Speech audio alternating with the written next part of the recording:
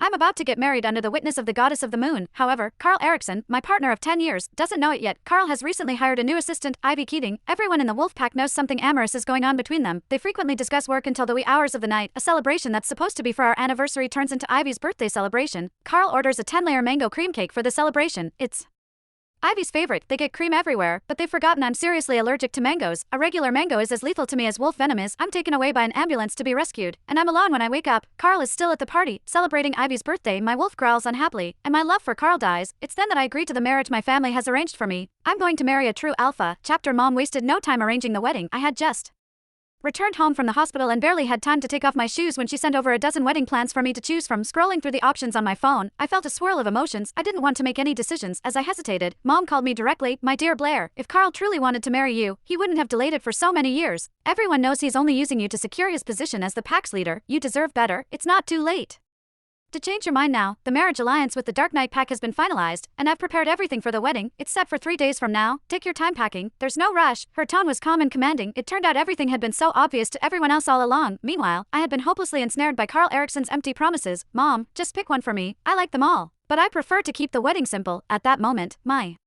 mate, Carl, suddenly appeared behind me. Hearing the word wedding, he immediately asked, "Wedding? What wedding?" Then, he held my waist and tried to lean into the phone. Startled, I quickly put it away. Carl reached out to grab it from me, but his phone started ringing before he could. When he answered the call, I could hear a woman's delicate and distressed voice on the other end. "Carl, I just left the office, and I think someone's following me. Do you think it's someone from a rival company?" "What should I do? I'm so scared. I've been circling the parking lot, but I can't shake him." Something primal seemed to awaken in Carl instantly. His eyes glimmered with urgency and anger as he replied, "Don't worry, find somewhere safe. I'll be right there." As soon as the call ended, any mention of the wedding had completely slipped from his mind. Once again, he left me without hesitation and rushed into the night to rescue his secretary. What he failed to consider, however, was that in this pack, where wealth determined everything, my parents' considerable fortune was the only reason he'd been able to claim the title of Alpha. After Carl left, I called Aunt Selma to tell her goodbye. When my parents left the Moonstone pack over a decade ago to pursue business opportunities elsewhere, they had entrusted me to Aunt Selma, who cared for me throughout my years in the pack. Carl had lived next door, and that was how we'd met. Years later, Aunt Selma had found her mate, got married, and sold her